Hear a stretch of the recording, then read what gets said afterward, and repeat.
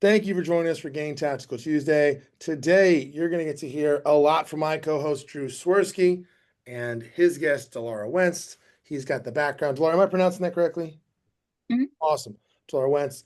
They're going to take you on this journey. Why I get so excited for Game Tactical Tuesday, Drew, and I'm excited to hear you talk because you got the background here, is because we're all one relationship away from having a massive, profound shift, right, in our life, in our business. And whether it's you were at the very beginning and you heard Seth Levin come talk about how to break into luxury. He's our second guest with No Sphere, where he can go back and tell you, here's how I built my entire business in New York City of just a few key relationships. Or someone pouring into a tactic. It's us sitting here and genuinely thinking, man, who could we get to come in here that might share something that's going to unlock something for someone on this call right here, someone that's watching the playback, that's going to get inspired, that's going to implement a tactic, change their lives, and change their whole community. So I'm fired up, Drew. So listen, I used to just real quick. I used to get grief from my old leadership teams and people for the way I cared about my people, right? But I want to lead off that I love, and I don't use the word love. You'll never hear me say I love food, a car, anything. But I love Dilara. Like we have been through the stuff together, right? We have done it, and I'm gonna try not to cry when I start talking about it because I'm so proud of the agent, the person, the mom, the wife that she became, all because of some simple changes, right, that she made just to get better. And so I don't want to talk about me at all, and I want to lead in right to her and just let her tell you like a little bit about her and how she started. And I'll try to stay out of your way, Delar, but you know how I am when it comes to you. So go get them, Well, please. there's one small piece. Can you just set it up? How did y'all meet? At what point in her career did you meet? And then roll into Okay. this. All right. Sorry. From Sorry. jump. I'm just so excited. I'm so excited.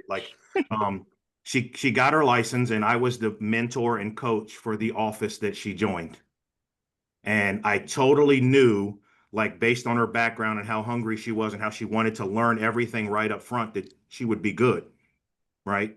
And she'll tell the story, and I'll lead in. She came in my office one time, and I was like, "Hey, did you do the activities that I asked you to do last week?" And she was like, "No." And I was like, "Well, get out, get out." And then Yep. she never ever came to another coaching session and had not done the activities ever again Yeah. after that. And I was like, damn, you after she walked out, I was like, you were kind of a dick. But Yeah. then I was like, hopefully it worked. And boy, it did it. So Dilar, you get after it today, man. You have these people's undivided attention, man. Just get to it. Yeah, sounds good. So I'm Dilara Wentz. I am out of the Northern Virginia, DC area. I service all the way down towards like Quantico, AP Hill, just north of Richmond. Also, I have a small team. My team structure is a little different than the average, but that's fine. And I'll get into that later. But I got into real estate in 2018. I was a stay-at-home mom, swimming in debt. I had about $85,000 in credit card debt when I got into real estate. I had been a stay-at-home mom for about 2 years. I had a 3-year-old at the time. And my husband and I were in the middle of the grocery store arguing over buying cucumbers. So we didn't know if our card was going to decline when we got up to the stand. So I was on the verge of divorce due to financial stress. Had papers drafted and everything, and kind of looked up one day and said, "This is not what I want. This is not how I want to live." And so I thought, what could I do in order to contribute towards my family and something that I would maybe be relatively good at? I purchased a very, very bad problem home. I ended up at the end of the day before I sold it, putting $120,000 into a home that my realtor had sold me and had never picked up the phone after we closed to give me any sort of recommendations or really care. And for some reason, this one morning when I woke up and I said, I'm done and I'm over it and everything, I was like, maybe I'll look at my Alta statement, my closing disclosure, and see how much my realtor made on me to sell me this terrible house that I had put so much time and emotion into. And I realized it was enough that it would pay off one of my credit cards. So I opened another credit card and put my licensing costs on my probably last credit card I'd ever get approved for at that point. And, you know, put the licensing course on it, took that at home, joined an office right before I took my exam, took my pre-licensing stuff there and everything, and then failed my exam 4 times before finally getting my license. And I gave myself 30 days. I said, if I don't sell a house within 30 days or at least get something under contract, then I'll go back to working a commission gym job, working at LA Fitness. I'd done that once. I was pretty good at it.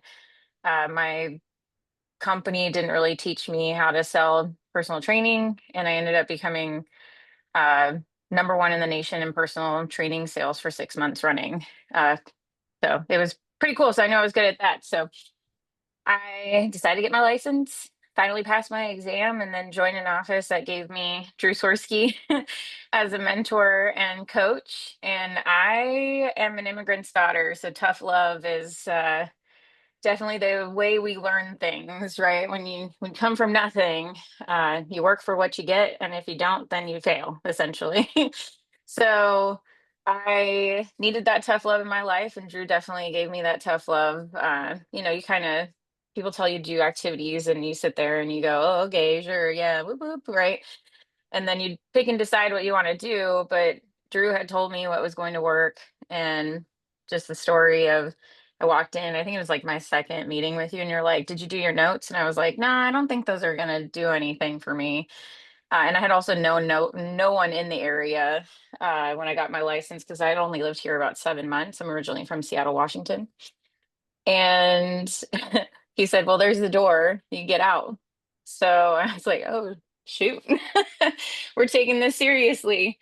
So I ended up going and writing my notes to the 10 people I had called. And ever since then, been highly accountable to my lead generation. I sold 31 houses my first year for 8 million in volume. I was rookie of the year in my office. And that was all off of relationships. So to this day, my business is still 50% sphere based. So I still call my past clients. I do notes, calls, pop-bys, monthly newsletters, and that'll never change. I will always do that, regardless of how big or small my team is. And I think everybody should do that. But in 2022, I looked up and I was kind of having a hole in my business. Military personnel was not moving as much, and my husband retired from the Marine Corps in 2023. So we've always been really military based heavy. Girls on my team are military spouses. So, but the military had come out and put a memo out essentially that they were going to try to homestead people, which means that they're going to try to keep people in place a little bit longer instead of like 2, 3 years, maybe 4 to 6, so on and so forth. So I was like, oh, well, that's going to maybe put a hole in my business that I wasn't expecting. So I needed to kind of thrive and survive, right? So it kind of shifted in December 2022, and I added in an accelerated farming program. So that's where I'm at today. I'm actually having my best year. We will hit 100 transactions this year. Finally, I had some health stuff come up about 3 years ago that kind of put me on a ceiling, and I did it the best I could with what I had. And then we had a lot of loss the year after. I had 7 people pass away in my life in 1 year, to include my husband's father and his grandfather, and a couple of military friends that uh, were just down in the dumps. But then, you know, we come out of that and hired the right people in my world and brought in an additional coach and so on and so forth. So that's where I'm at so far. We're at 38 million in volume this year, and we'll finish out hopefully at 50 million. That's the goal, with 100 transactions by end year. Dilara, Mhm. that's awesome. Congratulations. What are you going to share with us today? I know Yeah. time is of the essence, so I don't want to, sugarcoat it. Let's just get to it, what you're sharing with us today. Yeah. So I love my farming program. And if I can do it, anybody can do it with consistency and motivation, obviously, to make it work for you. Uh, I'm actually a huge introvert, believe it or not. And most people that know me would think that I am a high extrovert, but I am not an extrovert in the least. I go to a murder mystery party and sit in the corner and hope that my character is not the murderer because I I just don't socialize. So, but farming is one thing that literally I've realized is such a hot lead for me. By the time I get in the door, I'm closing the deal. I've had 30 appointments in my neighborhood this year, and I have signed 29 of them. So I wholeheartedly believe in my farming program. And so I want to teach you guys how to farm. I will try to get to everything the way that it is set up. But I do teach this purely for donation too. So if you ever want to take my full course on farming, sign up, follow me on Facebook. You'll know when the classes are. And we do 100% of the proceeds go toward Wounded Warriors because I've had a couple clients go through the Wounded Warrior program and they do not have enough money to fund for everybody that they need to help. Um, so farming. My farm is 1,800 homes. I started with 1,800 homes. I do live in my farm, but I will tell you that I've had people implement this in areas that they do not live, and it has worked for them. So you do not have to live in your farm in order to break into your farm. You just have to be the one that cares the most and knows the most and is able to beat out anybody else who tries to, go against you in a listing appointment or anything like that. So researching where you would want to farm, you got to be passionate about it. I'm really passionate, obviously, about my neighborhood, but I didn't live there before. I live in it now since 2021. But I was selling houses in my farm and really liked the neighborhood from the jump. So I got really, really passionate about knowing all the floor plans in the neighborhood, what the average price per square foot was, average days on market, all the stats and data that I could take with me anywhere I went. Because especially when you start breaking into a farm, people will stop you in the grocery store and ask you random questions, and you need to be able to answer them. So I'm constantly looking at data in my neighborhood. Last year, I had 40% market share in my neighborhood. This year, I have 27% because more homes have sold this year than the past year. But nobody's ever going to beat me out if I get into an appointment. Uh, if they do, it's usually because they wanted to hire their cousin for free or something like that. So, it's the one that I lost. They hired a relative. But the way that we do our farming program is accelerated. And the reason why I say accelerated is because we're on a postcard plan from the jump. And the way that we do our postcards is between December and February, we're doing 3 postcards a month. So that's 3 postcards a month. So you're doing like just sold, and don't make it complicated. When I first started, I didn't have a VA doing my marketing and all that kind of stuff. So I just went on Etsy and I plug and played because you do not want to be spending money on stuff that people are just going to take and throw it in the trash. It's really just that reticular activator of seeing your branding color and your face on your postcard, right? So that way, anytime they see that, they're like, oh, she sent me another one. Oh, shoot, she sold another one. Oh, wait, all the things. And I love when people tell me, recipe cards are old school. Like nobody loves recipe cards. That's just, they did that in like the early 90s and blah, blah, blah. I will tell you that during Halloween and stuff, I send out different type of kid recipes because my farm is mostly single family homes. And I get pictures of the recipes being made from people who are making them with their kids. Like we did like eyeball Rice Krispie treat things, and I got, pictures. So people pay attention to them. That was my big aha 2 years ago, was people actually are paying attention to those things. And so make sure it's just a plug and play thing. Etsy.com has a ton of postcard templates. The big thing is consistency. So 3 postcards a month from December to February, 2 postcards a month from March to May. And this is just us getting in their mailbox so they know we're there, everything. And this, again, can include your just sold, whatever the case may be. But just do simple stuff that, again, look at it and throw away. Don't spend a lot of time on it. And then 1 postcard a month from June to November, because normally that time our market seasonally slows down. Not a lot of people are thinking about putting their homes on the market, but we're still in their inbox at least once a month. Now, big question I get, how are you paying for all of this? I went to a top mastermind session with Keller Williams, and Gary Keller had said, for the last 5 years, y'all have had a lot of passengers and not partners. Because during COVID market, right, you like went to the coffee shop and somebody was in line talking about how they wanted to buy a house. And then you said, hey, I'm a real estate agent, blah, blah, blah. Here's my lender. And then you just handed your lender's business or whatever, right? Home inspector, so on and so forth. But then, like, were we actually in partnership with each other? Was it just easy? And so I came back from that and I found my partners, and now I only pay for about a third of my postcards. So I'm having a 370% return on my farming plan as far as GCI. So I've sold over $450,000 of GCI in my farm this year. So find your partners. If you don't think you have partners, which I'm sure everybody on this call can go and find a partner of some kind, whether it be a title company, a home warranty company, a lender, RESPA compliant. Of course, you have to put their stuff on your things and all the things. Um, put your walking shoes on, turn your step counter on, and go put postcards at doors, like get them printed and go post them at doors. So that's what I say about that. Now, how are we capturing the leads from it? Dilara, can I just not to skip over this? Nope, you're good. If you haven't done this before, right? If you haven't sat in these rooms nationally or the masterminds or whatever, these are not normal numbers. Yeah.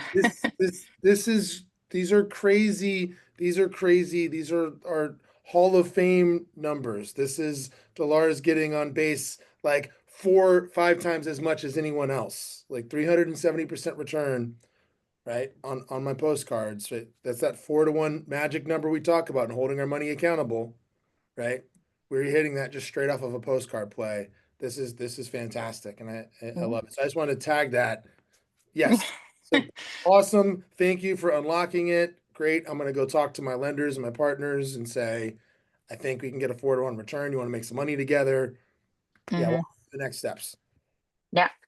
Yeah. So how are we capturing the leads? We use a website called corefact.com, and they actually have templates. So if you didn't want to make your own templates, they have templates for you to use. We make our own just for the back side of the card. So that way it has this color, because this is our brand color. I did not come up with it. My favorite color is black, but my one assistant a couple years ago was like, we need a recognizable color. And this is what she chose. And we've stuck with it ever since. So we make the backside ourselves in Etsy or whatever, right, in Canva. And then the front side through corefact.com is a template, and it has a QR scan on it. And the call to action is very simple. I'm a big, big believer. Drew taught me this: keep it simple, stupid. Everything in time, right? As long as you are consistent with it, will come back. Don't make it complicated. And come from contribution. We'll get to that in a second. So with that QR scan through CoreFact, it's a EDDM system, so every door direct mail. When they scan it, you actually get an email lead saying, hey, your neighbor at 123 Happy Street scanned your postcard. And our follow-up to that is a small CMA packet to their door. Right now we're mailing because we've gotten so many scans in the last couple months that doing the direct some door is a little hard. But I would highly encourage you to do a small CMA packet. It's just a mini RPR report that takes 2 seconds to plug in and print. We just kind of make sure it's accurate. I've got a cover sheet on it with this, letter that just says, hey, if any of this information is not correct, or if you feel like it's not correct, or have you added any upgrades, blah, blah, blah, reach out to us here at the Heart and Honor Home Team, and it's got contact info. And then we put a thank you card in it. Thanks so much for scanning our postcard. We love to keep the neighborhood updated. I have a military challenge coin as my business card, so I actually put that inside of it. It's quite hefty, like nobody's gonna throw it away.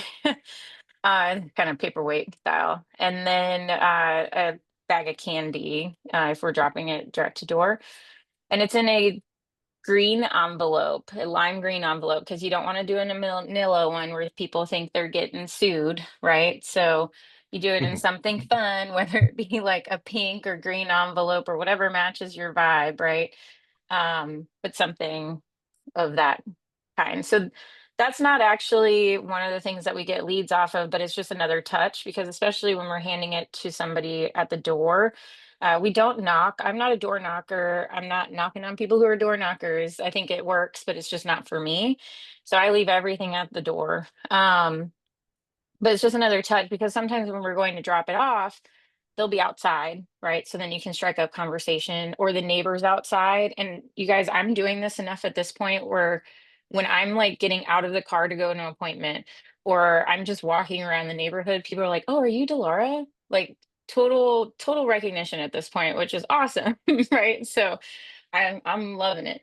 But yeah, so this bright green envelope, drop it at the door, conversate with people if they're outside, make those touches. And then from there, we actually put them in our database and treat them just like our sphere. So we're doing notes and pop-bys and newsletters. And if we have their phone number, which Core Fact allows you to capture their phone number if you want to, then we'll call or do a text once in a while.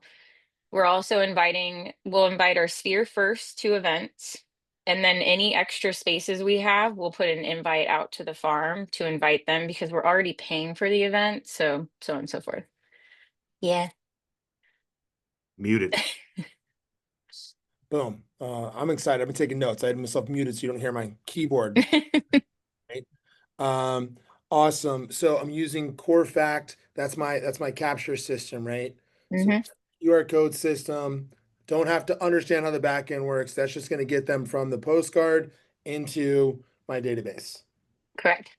Doing a follow-up system, in-person drop-off. I have some questions about just numbers. Yeah. Picking a farm, if I've never picked a farm before, and I don't know if now's a good time to kind of go back to it, can Yeah. we just talk through like how deep are we getting? Are we looking at turnover rate? Like, is it just, how big?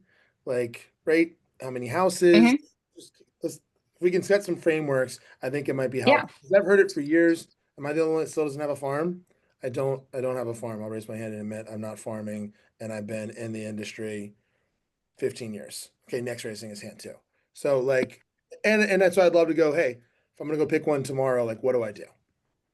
Yeah. So normally the rule of thumb is that you don't try to break into an area that somebody has more than like 2% or 20% threshold. So like if somebody has maybe five, maybe 10, then you could still break in there. Now, here's the thing that I've been realizing though, with some people who are like, "Oh, I've got existing agents in my neighborhood that, have been doing it forever, blah, blah, blah." Agents get complacent, and there is a very easy way to kick out people by being consistent because agents who have, been there, have root in the ground. First of all, some people don't like them. They might be old as dirt. So there's that. And two, if they're not doing their activities, it's really easy for you to come in and actually butt them out because you're willing to do the work, be consistent, get in people's mailboxes, so on and so forth. So when people get complacent, that's the time that you can go in. So if you're hearing like, "Oh, somebody does a ton of business," cool, but like, what are they doing to get a ton of business? Are they just there because people see the signs in the yard, or are they doing it consistently over time and that's why they're getting the business? So if you're in a neighborhood where somebody's been there a long time and like you're not actually getting postcards from them or anything, or if they've, gotten off the postcard game because they just know they're going to get business in the neighborhood, you could potentially break into there. But the rule of thumb is as long as somebody has less than 10%, then you can go in. Usually want like a 2 to 3% or resale, right? Like, so turnover rate in the neighborhood. Mine has about a 3% turnover rate. um, and then price point, right? Make sure it's going to be worth your dollar to break into that neighborhood and be doing the consistent activities in there as well. So my average price point is $680,000 in my neighborhood, in my farm. How many houses are in your farm? So I have 1,800 total. It's like 1830 something. So That's about 54 homes a year based on 3%, right? yeah. Yeah. So there's been 66 that have sold this year so far. Yeah. So that makes sense. We're talking about turnover rate is just how many people are moving every year, right? One thing I saw, did you see this? We have a guy on our team, Matt Magel, that is farm heavy, has 40% of his farm. What happened during COVID is he crushed, right? And then what I saw was this is think of a farm just like a fishing spot. If I'm overfishing for a couple years, Hmm. it's going to affect my turnover rate. Like those people are not going to go move in 2 years. Hmm. That was kind of interesting. It was just like, oh, farming is different than other stuff. You don't like necessarily generate more opportunities. You just were harvesting a ton. Yeah. Might have slowed down. Have you seen that in your farm where like you had a lot No, of because setbacks? we've added in more houses. So Got it. I want to be a part of the county, right? And so because of how much money we're making on it, we just bring in more areas. So um I mean, plus like 1,800 homes, that's a lot of houses. And our area is really military heavy and DoD, FBI, so on and so forth. So there'll be people always moving in and out. So I'm in a different market as far as like establishment. Yep. Because people aren't really moving into my neighborhood to set forever roots. So our turnover, I think on average right now, because our neighborhood started building in 2013, average move is like 9 years. I So love it. Thanks, Nick, for summarizing that in the comments. That's great.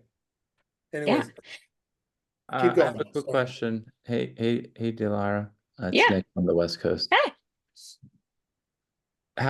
What filters, if you had a screen and you were on picking filters, how did you choose the 1,800? Did you age, years that they lived in the home, amount of equity, mortgage?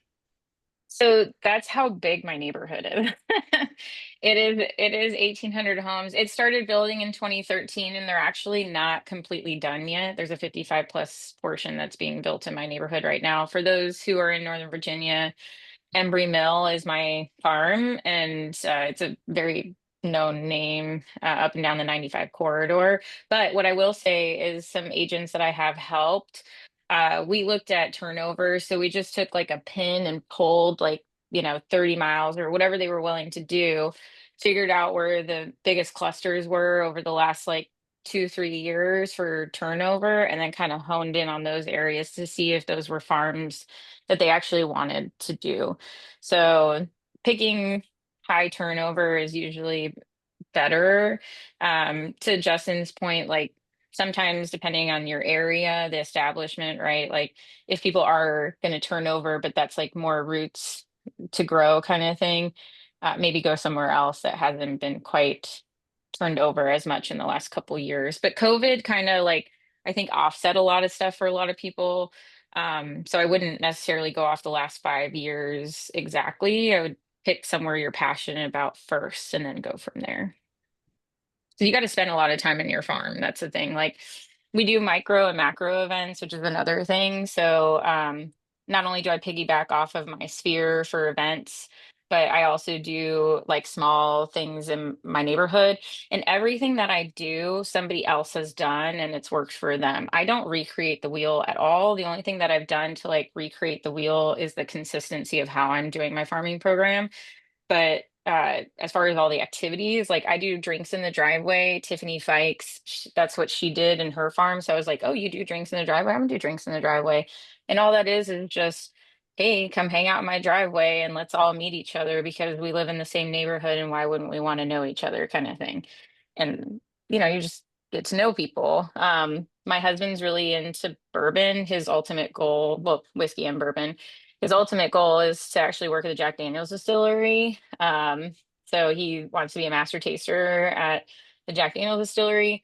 So he likes doing like chocolate and bourbon pairings and whiskey and whatever pairings. And we've created like a complete FOMO around it now because he'll rent out the community center and set up and those kind of things. So our macro event is just piggybacking off of one of our biggest events of the year, which is a pumpkin picking event at the local um, what do you call it, farm.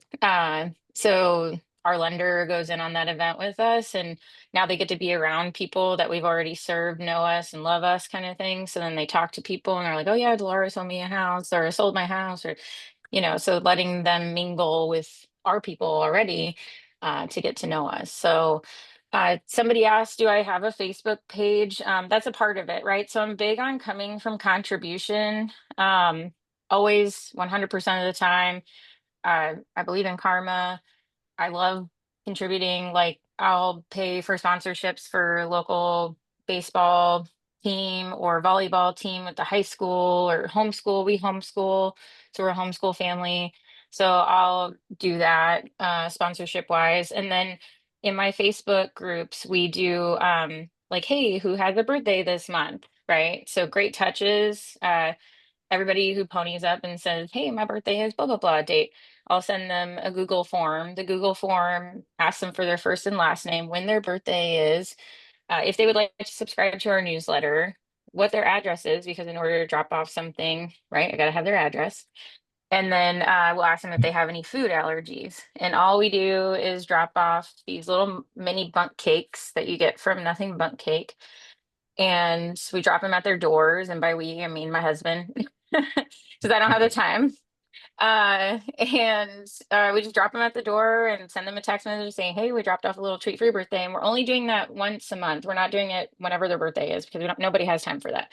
So just in the middle of the month, we'll collect everybody's birthdays, get 2 dozen, or whatever the count is, and go and drop them off at people's doors. And I've had people send me pictures because we'll also get the kids. We're like, not just the adults, we want the kids stuff too, right? So I've had people send me pictures of like the candle on top of the bunk cake, so on and so forth. If you don't have a local Facebook page that you could do that in because of all the rules and whatever Karens that are admins, um, make your own Facebook page, make it a postcard, do it quarterly, QR scan here, join my local Facebook page for all the fun things and insights. Nobody wants most of your real estate stuff, you guys. The only thing I do is once a month at the beginning of the month, I post all the market stats for the neighborhood. This is what sold in our neighborhood this year or this month, right? And I'll put like, I'm not using photos because you can't use other people's pictures, just FYI, unless you're your own. I'm very compliant with everything I do. Make sure that anything you're sending out, you run by your broker. It has the proper everything on it that you need. Because I have 26 real estate agents that live in my neighborhood that I know of. So I want to make sure that everything I'm doing is within compliance. Um, so the thing is that if you are sending out a postcard, market stats are great, but nobody's going to look at that in the postcard 99% of the time. But on the Facebook page, they know at the first of the month, you're going to be posting every month. So they're interested to know, oh, my floor plan is this, or my house compares to this house. This is what that one sold for, because it's just like Popeyes and stuff, door knocking. You're letting people know information that they actually want to know. By the time I go into a listing, because of all the touches that we do, I have it. I mean, I literally just went into a listing appointment yesterday. I signed 2 listings yesterday in my neighborhood. So yesterday I was in there. We just talked about them and their move, not the house, because they already knew I knew the house. It was a Stanley Martin Durham, 5 bedrooms. I know what it could list for. Is like I've sold 3 of them between this price and this price. You back to woods, you have a fully fenced in yard. I think we'll list for this price. Does that sound good to you? And they're like, sure. I'm like, cool. So then I spent another hour and a half talking to them about their military career, their move to Atlanta. I mean, we didn't even talk about the house. We just went around it. I told them a price. They were good with it. And then we just chitty chatted the rest of the time. I'm literally getting to the point where people are making me dinner before I come to listing appointments. Like they're letting me stay for dinner. I was on the phone with one yesterday, which I was really excited about because I sent them the thing this morning. Their son lost a tooth while I was on the phone with them, talking to them about an offer we got on their house. Like they're like, you're a part of the family, right? So I love that kind of stuff. That's where I love to be as far as relationships with my clients. So I'm always coming from contribution. Relationships are so important. This isn't a transactional thing that I'm doing. I want to make sure that I'm always touching on people. But when we do have a listing, just FYI, I'm just going to throw it in here because it is 9:04. We are doing Popeyes. Again, I'm not a door knocker. If you don't know what a Popeye is, it's a little bag of candy or something that you're passing out to the nearest houses. We do 50 to 100 around every listing, and that's 100 every time we have a listing that's going live. So, hey, sorry for the additional traffic on your street. We're trying to get your neighbor's home sold for the most amount of money possible. Click here or scan here if you would like to get more information about what your home could sell for. QR code scan. The under contract ones, another 100. And then when it's closed, another 100. So we're doing like 150 to 300 pop-bys around every listing.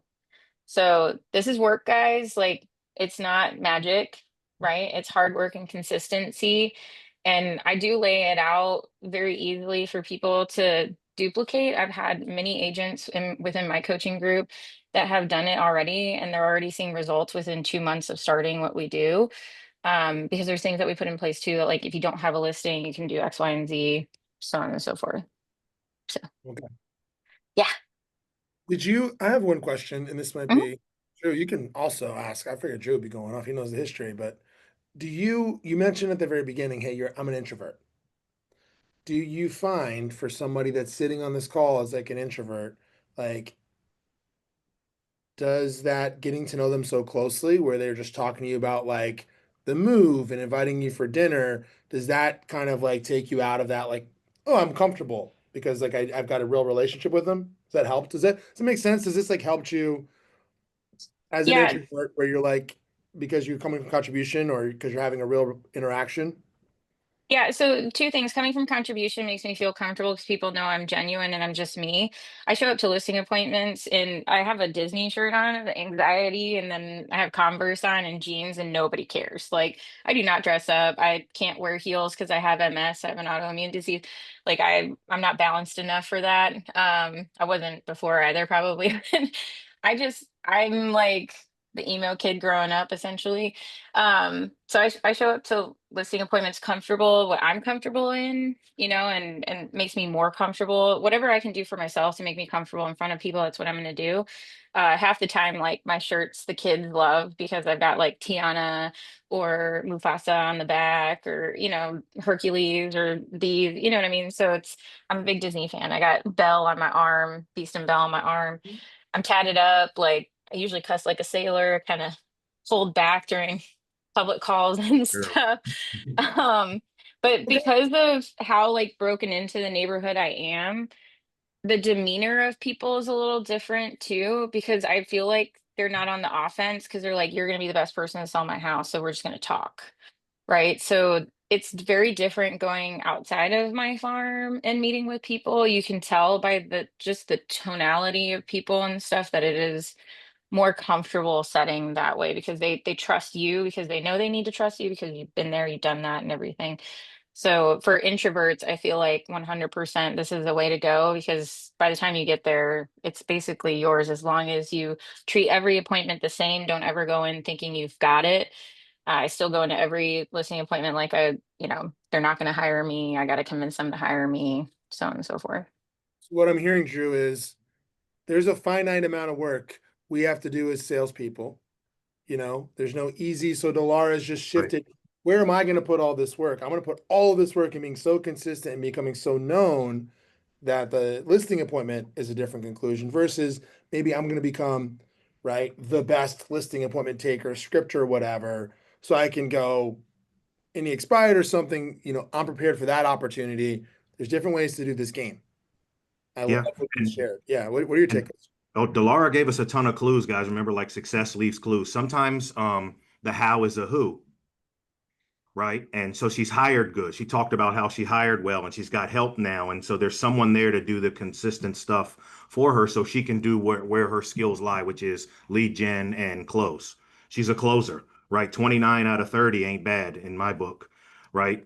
Uh, man, I wish I had that close rate, right? And By the so way, Justin, that's 96%, not 95%. So oh, just saying. well, and she knows all of her numbers, right? And one thing I always like to say, and this is I don't want like this to sound bragging, but you went from arguing over if you could afford cucumbers, and what do you like? What are some of the things you have now? You guys go, you don't just work all the time. You guys go to Disney regularly with your son, right? What else? Yeah. What other things has just because you stepped up, you decided I'm going to do the work, I'm not going to fail. What has that brought to your life? Yeah, so my first year, the goal was to pay off all my debt, which we did.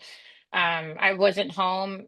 The biggest thing that I tell people is you have to be on the same page as your spouse or your partner, whoever you're with, if you're going to hustle and grind, because I think, what is it? Real estate has like the highest divorce rate of like any occupation. And it's because we are grinders, we're hustlers. And sometimes we put family aside in order to make the hustle, work for us.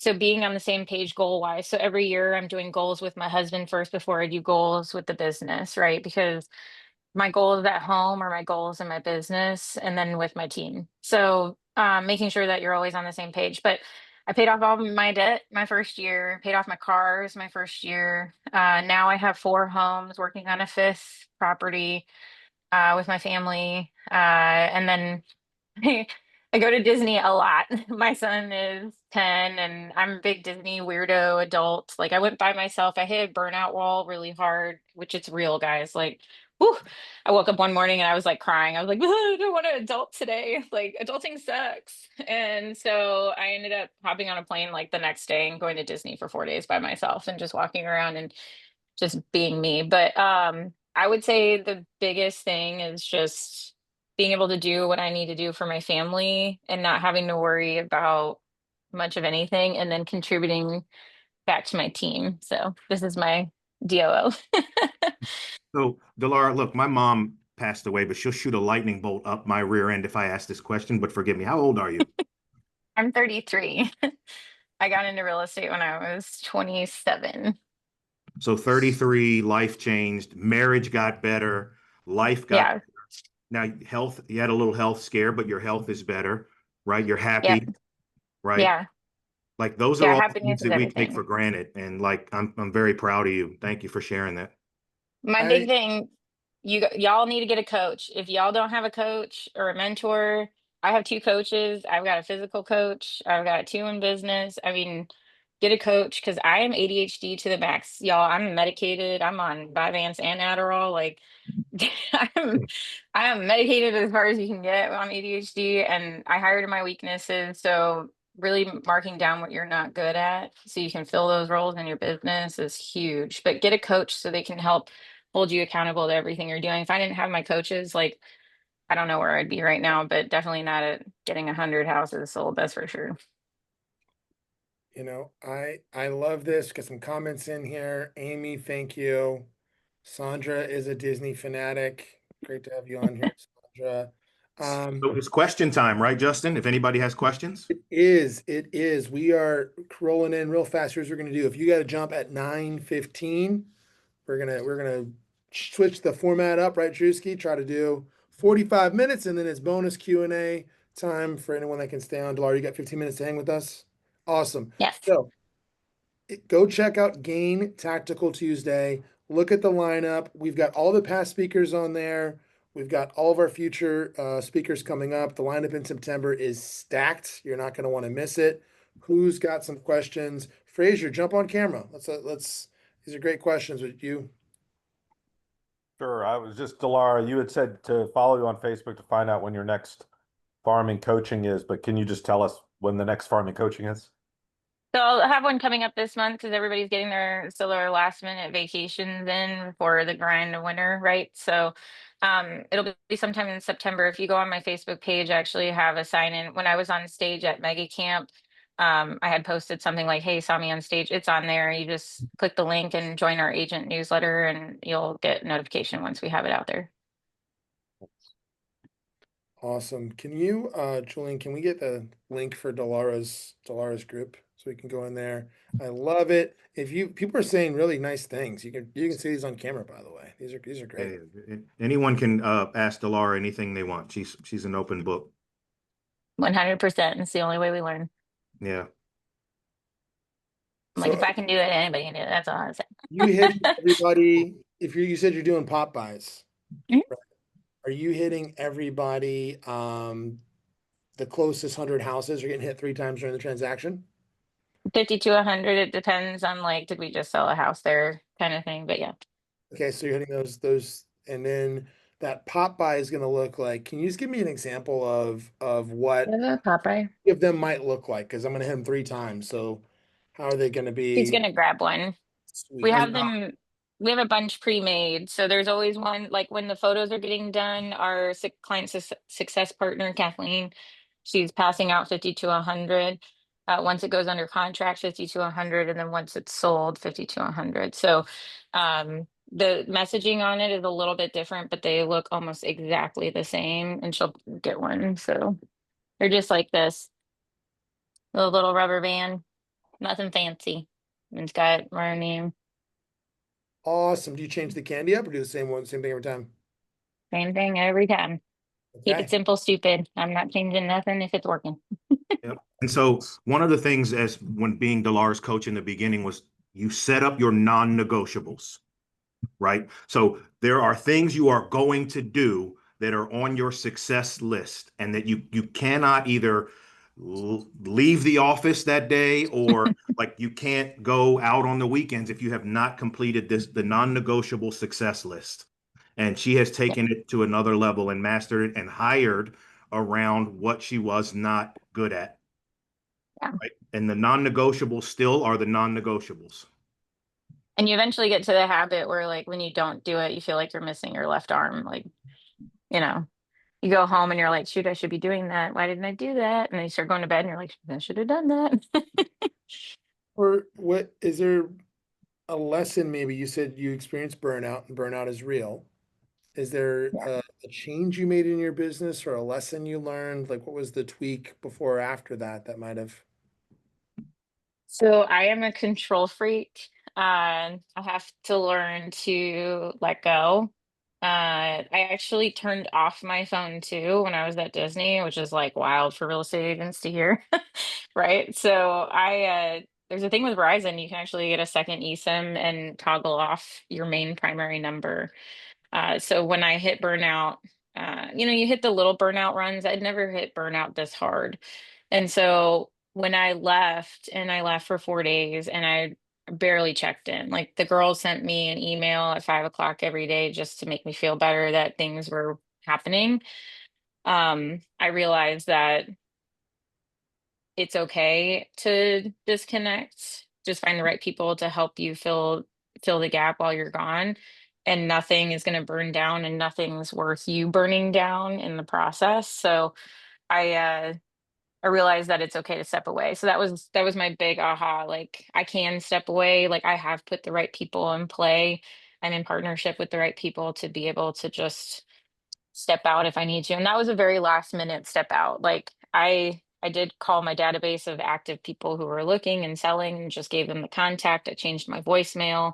I put a post on social media. So everybody knew like I was not here. But it's funny because a lot of people didn't know that I wasn't here. So yeah, don't ignore it because that's why people get out of the game too. Is like somebody be really successful and then decide to not do real estate anymore, or they end up making stupid decisions because they feel like the decisions will make their life better and it doesn't.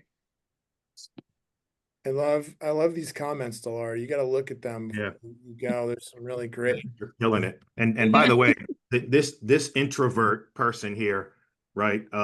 When we were in New Orleans, sung "Redneck Woman" at karaoke in front of 70 people. So she does have a little bit of a A fire little in bit of there. There's liquid courage, yeah. okay? Well, the liquid courage, yes, but still, we did have to take her out of there like Elvis after she was Yeah, right. it was fun. Yeah. Okay. This is a great question. If you could only make one your first hire, what would you say it would be? What was the biggest help? Oh my goodness. So I hired in my first year. It happened to be a girl who had done or been in the real estate space before.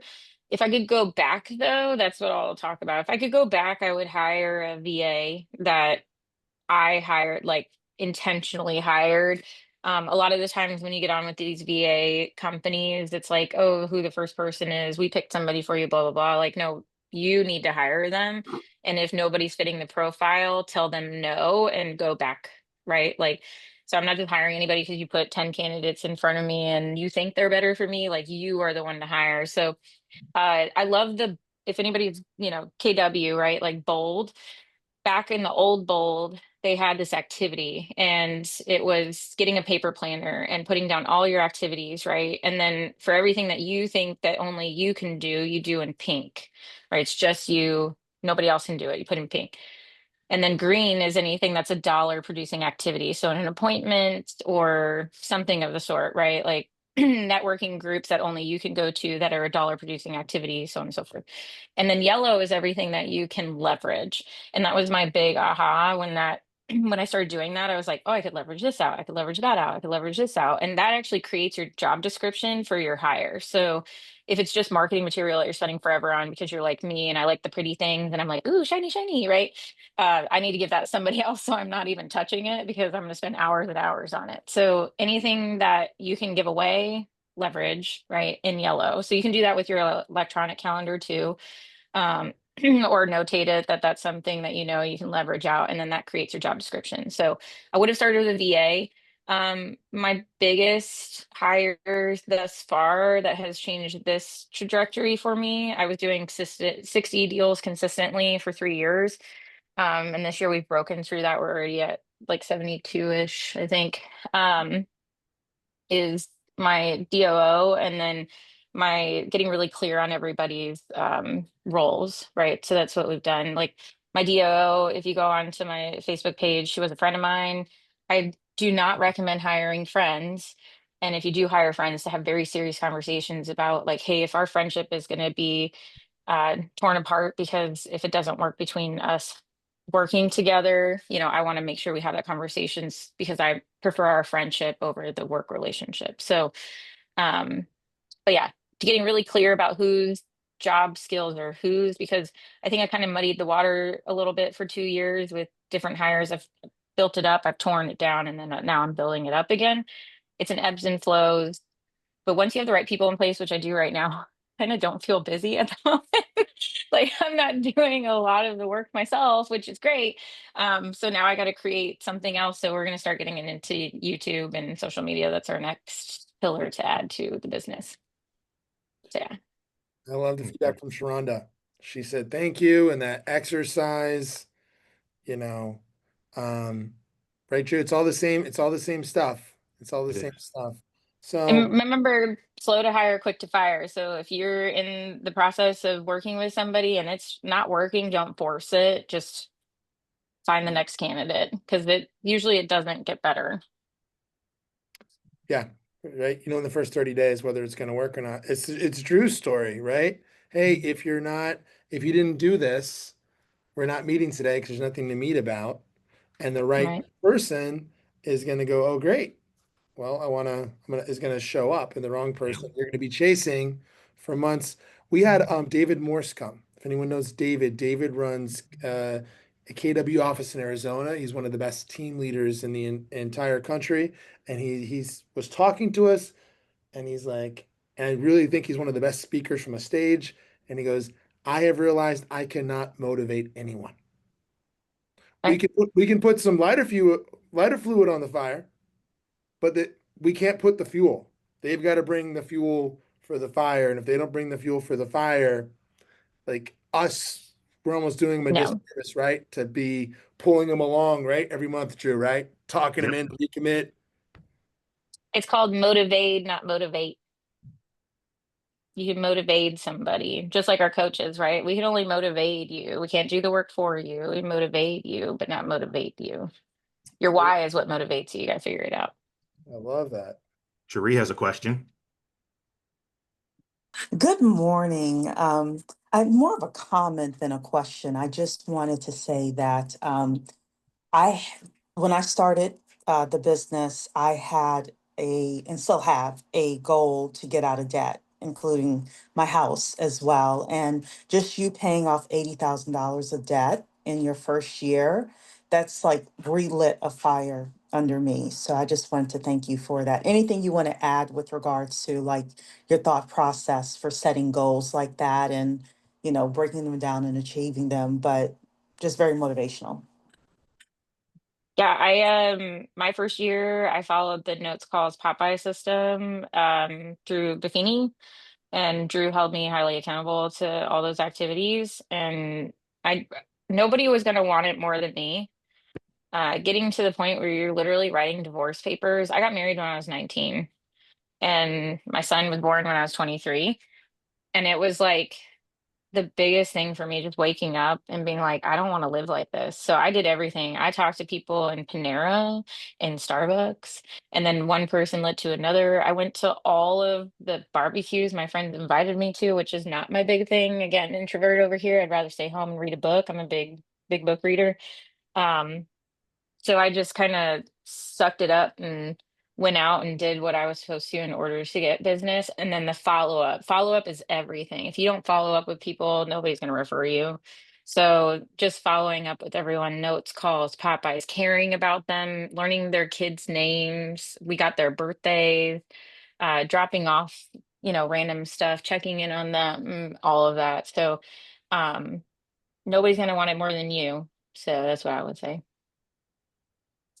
Oh, you muted, Justin. I have a quick story that I just want to share. If anyone feels, because I know kids' birthdays, etc., that lives in a database, right? Hmm. My grandma, right, used to send everybody, like grandpa started as in the mailroom, retired as a VP in Johnson and Johnson, patriarch, matriarch, a lot of people. You were getting, that's where I got my Nintendo from her, right? So she's sending cards to everybody. She never forgot it. She had an old filing, like a recipe card system, one of those. And so at the Yep. beginning of the month, she would do everyone's, she had an address book. I did Yep. not feel less loved because my Grammy had a system, Yeah. right? I Yeah. didn't feel, and then I would get my card, my birthday's the 13th, and I'd get it like the fourth. I was not mad about any of that. I never felt less like she had a system to be Yeah. intentional about loving on people. So one of the things that I tell people, so my dad, when he came to the States, he was a janitor in a car dealership, and he eventually had a conversation with the manager because the manager was there late one night, became a car salesman, and said the thing about being a car salesman was what puts you apart from them going and buying a car just down the road. That's the same car that you're going to sell them at this dealership. Like what's the one thing you can do to where they're going to buy a car from you? And it's always rapport, right? Because it's not the product, because the product is going to sell itself. It's the person that they're buying it from. So that was one thing I always took with me throughout anything I did, like in personal training. I mean, LA Fitness hated my pitch to people. They came in because I was top in the nation for 6 months running. They're like, "What are you doing to sell so much personal training?" I'm like, "I'm just loving on people," right? Like when they come in, I talk about their kids, I talk about what they're doing, I talk about my kid, I talk about how my husband went overseas when my son was 3 weeks old and didn't come back till he was 2. So, during that time, I'm telling everybody like my story and stuff, and they're listening to their story. And I used to tell them my closing pitch to them was, hey, at the end of the day, it's your money, it's your wallet. I don't know what you want to spend on this. These are our programs. If you told me X, Y, and Z of motivation, right? So if that's what you want to do this for 6 months or whatever. But again, I'm not in your wallet, so you just let me know. And they would almost sign up every single time because they felt like we were going to take care of them essentially. And LA Fitness hated it. They were like, no, you got to tell people they're going to die, the heart attacks and all things. You know what I mean? Like it was crazy. I was like, absolutely not. I'm not doing that. But what puts you apart from them going and hiring the next real estate agent? Like what keeps them coming back and using you over and over again? I mean, I've done 4 deals with just one person at this point. They've brought me over $8 million in referrals, like so on and so forth. Do you do menu selling for your listing? Are we talking about compensation structure, Amy? Yes, yeah. Do you have different tiers and different services that you offer for your listings, or does everybody get the same for what they hire you at? Everybody gets the same because I'm interviewing for the next listing. So I want them to know what I do for one listing to get another listing. That's what Drew taught me. Oh, yeah. But it makes sense to me, right? Because we got to think about, I love this. We have a whole suite of tools and they're integrated. It's not like mixing and match, you may be mixing and matching things in your business, bolting together something that doesn't quite make sense. So if I am going to be my neighborhood expert in the farm, then like the commission menu could be detraction instead of adding something. Right. If I'm out here and I'm going to be a master of working with strangers, right? Then a commission menu, along with like scripting at a high level, right? Just could be awesome because hey, I've got a solution for you, right? I'm not in your wallet. You were Mhm. pitching the menu then, high rapport, working with Right. strangers. I'm not working with strangers. Hey, I've got consistent proven systems and products. I'm going to keep doing the same. So Gotcha. what I will say, just to clarify for Amy, like if a house needs staging, I offer them two options. They can either pay me a higher percentage to spot them essentially for the staging, or if they're okay paying for it up front, they can pay for it themselves. So I give them options as far as add-ons, but as far as what we're doing for every single listing, it's the same. Yeah, I think that's more so what I meant, where, as you're having these individualized conversations with people, if it's like, oh, wow, you got to move quickly. So you're going to need Mhm. people to come in and pack for you. You're going to need me to go ahead and coordinate the moving truck, like all those things, right? I don't coordinate anything for people though. Yeah, I'm yeah. keeping it simple, stupid, right? Like I do what I do because it's true and tried. But as far as like add-ons, like if something needs staging, I give them that option. I do supply them with vendors because I want to be, their full resource, but I don't coordinate anything unless it's like repairs because they're not here or the lawn needs to be mowed because they're not here, but they're still paying for everything outside of what I already offered. That's Great. No, that makes sense. awesome. It is And that way it's proven. They're talking to people, right? Like they know what we're going to do for them. And before we go, because it's 9:31, we kept you longer and we kept everyone longer. How many listings do you have coming on the market right now? So I have 3 active. I've got 9 coming up in the next like 2 weeks. All of that in your hood. I Mhm. I love this. If it's okay, I'm going to stop this recording. Boom.